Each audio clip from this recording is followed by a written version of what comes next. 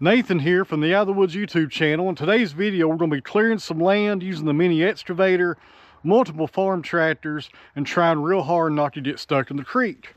You guys hang in there. Should be a great video.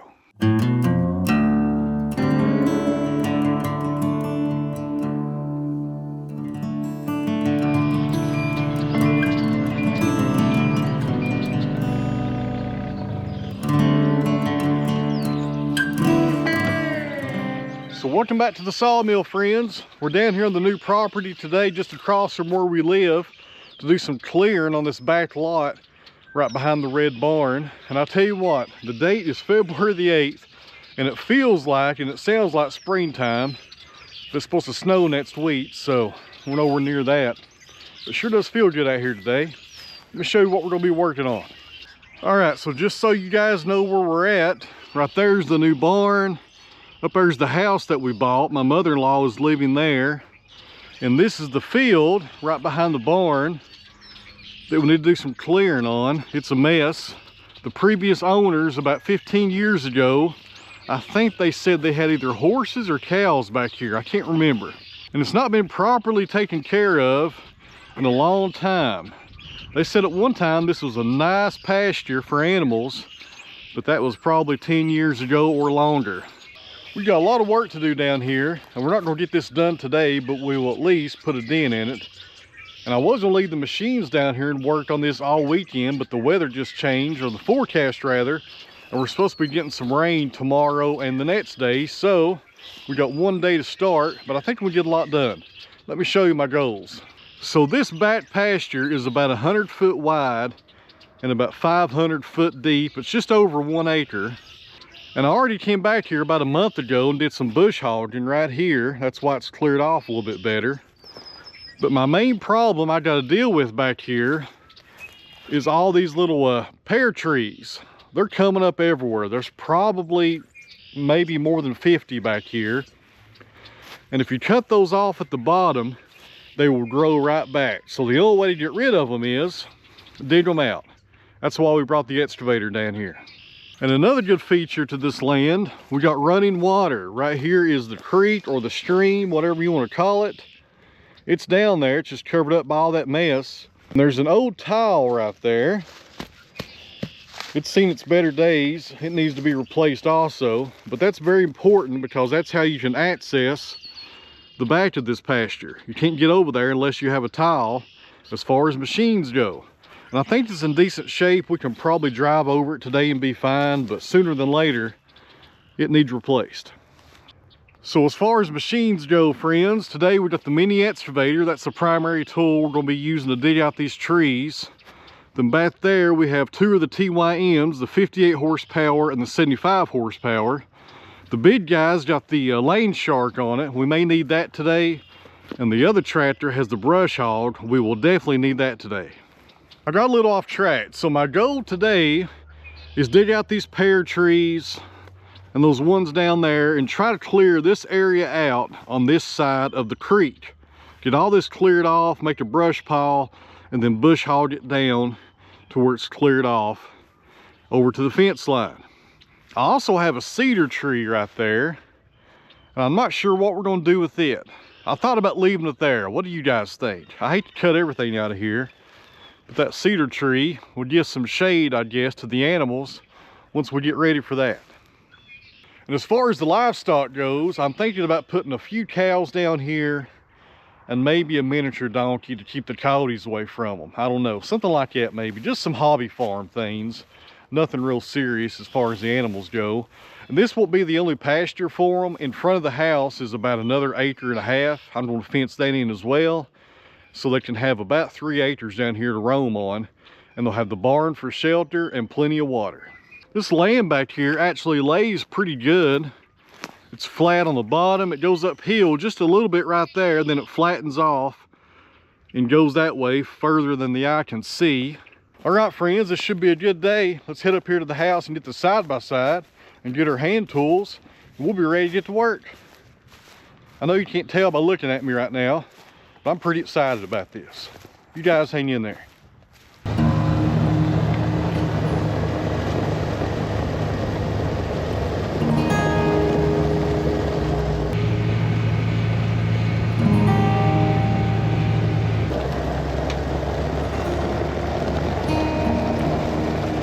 tell our young people how our country was carved out of the wilderness? No, it wasn't. Our nation was not carved out of the wilderness. Our nation was hammered and hoed and chopped and dug and sawed and clawed out of the wilderness by bare-handed men who asked nothing for nothing.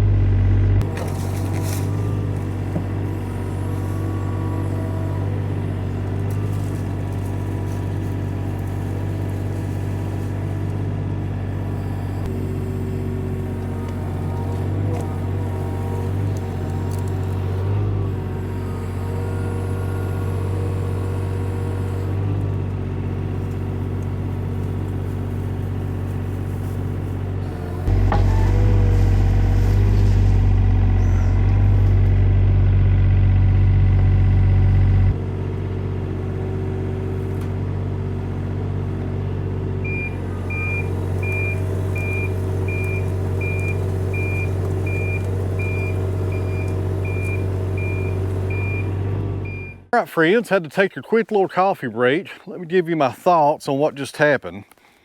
So that took me, I was timing myself, it took me right at 7 minutes to dig that pear tree out of the ground. Now, for you seasoned operators out there, you're probably saying that shouldn't take more than maybe 2 minutes, I don't know. Let me know in the comments below, you guys that run mini excavators every day, how long it would take you to properly dig a pear tree and the roots out of the ground. Be interested to know. I think it took me probably about average for a rookie, I guess. I'm a rookie on this excavator. This is the first time I've ever even put one in the ground as far as digging goes. So here's my thoughts. Give me some time. Here in a few weeks, I'll make this a whole lot faster. I'll beat my time of 7 minutes because I got plenty of practice here. As you can see, those pear trees are all over this pasture. I got my work cut out for me. But that went pretty good. I did notice one thing I may be doing wrong. I was trying to pull the tree back to me to break the roots off at the bottom. And that's a taller pear tree. It's probably about 12 foot.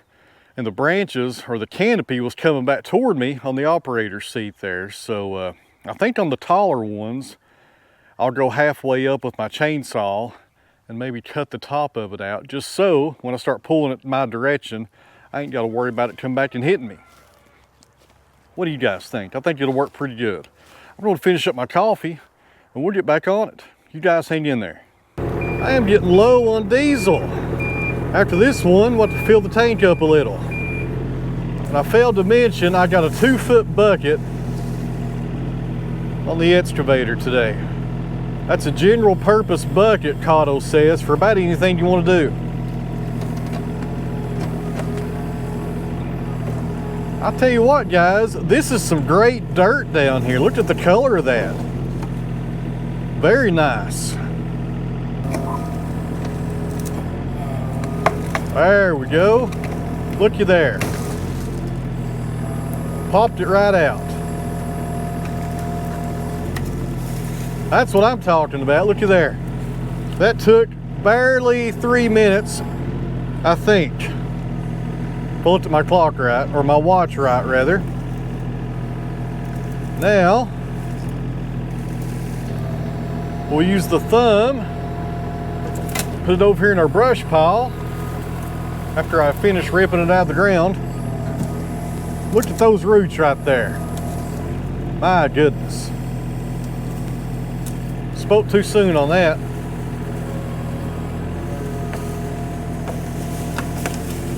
There we go. Man, this machine's powerful.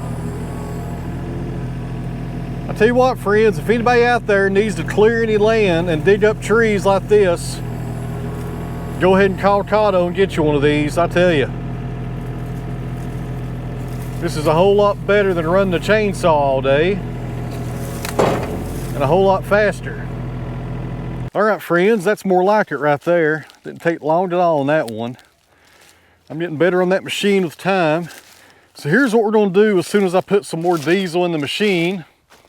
We'll take out this one and this one and that one right there on the other side of the culvert. And then I'll get in here with the brush hog and see if I can clean all this up today. It's gonna look really nice when we start getting this cleaned up and cut back. I'll tell you what, guys, having the right machine to do the job makes a world of difference right there. Now you could do this with a shovel and a pick and a chainsaw, but the excavator sure makes it a lot nicer and faster and funner. Well, guys, let me share some poor planning on my part. I got my gas for the chainsaw, the oil, the chainsaw, some extra cameras. Most important thing, we got our coffee right there. But I'll tell you what's missing, diesel. I thought I had everything ready to go this morning, but I forgot to grab a 5-gallon can of diesel. I tell you what, I gotta do better. Let's go grab it and we'll get back at it.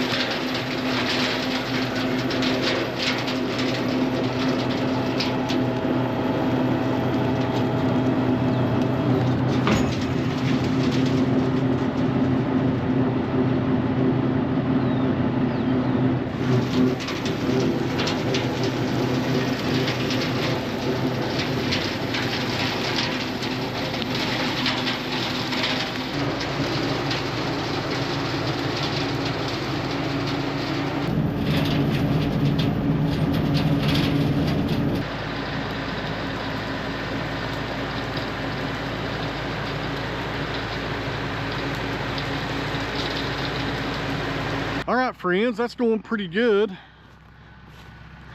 Looks a whole lot better. And I'm kind of nervous brush hogging down here on land that I don't know anything about, because you never know if you might have a tree stump hiding in all this brush or some tires. You know, there could be anything down here. And luckily, so far, we've not hit nothing. Back over here with that one pear tree I was having some issues with. Instead of getting my chainsaw and cutting half of it out, I think I'll go get the big tractor with the lane shark and just start on the top and just mulch it straight down. That'll be a whole lot easier. And I was down here inspecting this culvert pipe, and I got some bad news. Check it out. That pipe is dangerous, guys. I tell you what, it is rusted right there on that corner. I know you can't see it. And over here on the other side, it's just the same. But right here in the middle, where there's a lot of soil on top of it, it seems like it's stable enough to maybe drive a tractor over top of. I don't know. That excavator weighs over 8,000 pounds. I doubt I'll drive over it with that. But that's the next project we're going to have to get on down here, is getting a culvert pipe and replacing that one sooner than later. This also shows how long this pasture has been neglected. This culvert pipe is the only way you can access the back side with the tractor, and this pear tree has grown up right in the middle of that. So that tells you it's been a long time since anybody down here really cared about this place as far as keeping it cleaned up. That all stops now. All right, guys, you all may want to put your safety glasses on. This lane shark will throw limbs in every direction. Man, this is a tall tree. This may not work, I don't know. We'll try it though.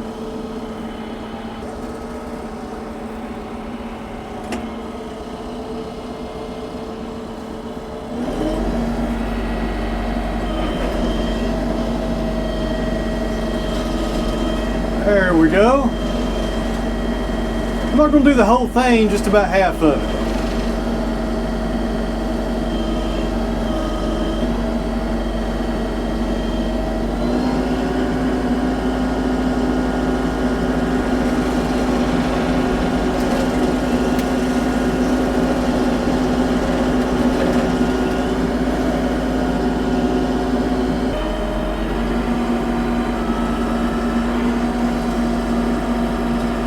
You guys watch yourself.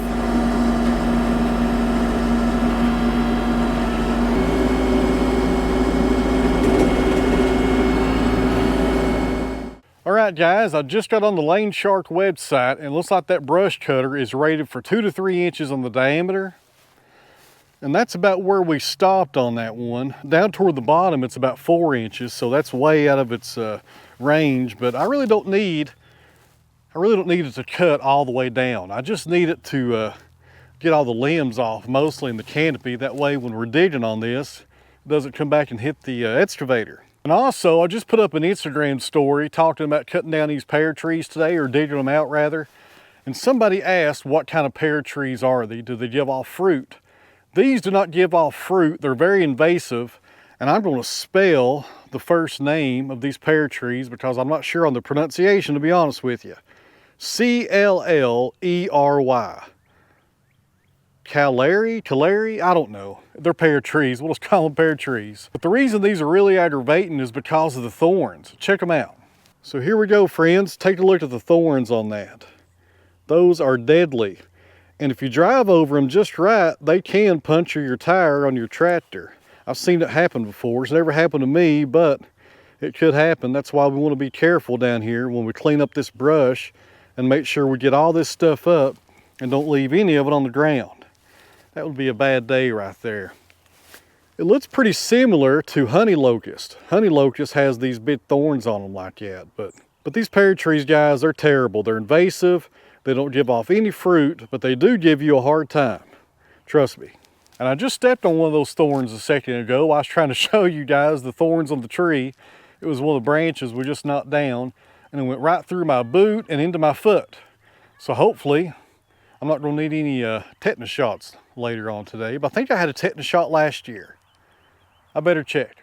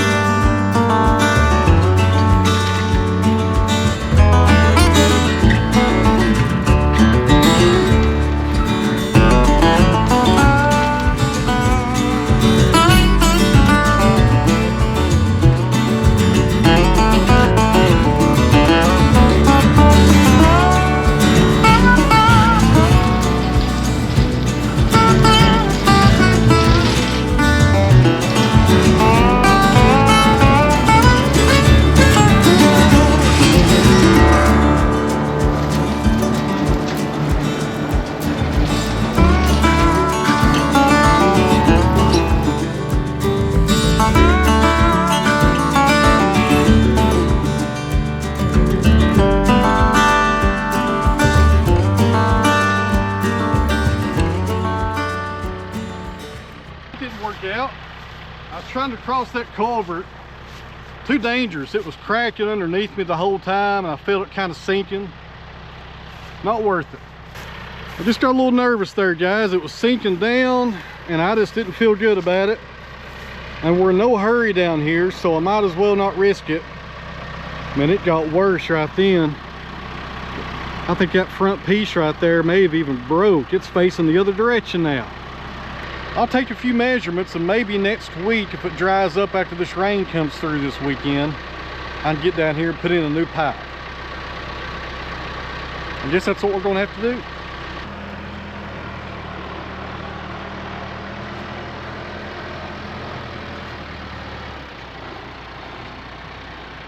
But I am kind of disappointed, guys. I was hoping to get the tractor and the bush hog to the other part and get all this cleaned off right here and see what it looks like. So that didn't happen today, but at least I didn't go in the creek. So that's the way it is, I guess. But all in all, I've been down here about 4 hours. Pretty good progress right there. And if you're wondering why in 4 hours I was only able to clean up this little triangle right here, it's because I'm running 3 different cameras and I'm making a video at the same time. So for you guys out there that are making YouTube videos, you share my pain right there. As far as being productive and making a video at the same time, it's really hard to do. All right, guys, we got some rain moving in tomorrow afternoon. It looks like it's going to be with us for the next few days. So I probably won't get down here until mid next week or so. Maybe even Friday of next week. Depends on how much it rains. So until then, I think I'll take the mini excavator back up to the house. I hate to leave it down here since I don't have a proper shed for it to be parked in yet. It won't fit in the red barn. It's too tall. Way too tall. That's why I put the other tractor in there. So I'm going to juggle some machines around, work my way back up to the house, and get the truck out because we got to hook up the trailer because I got something really good to go pick up in the morning.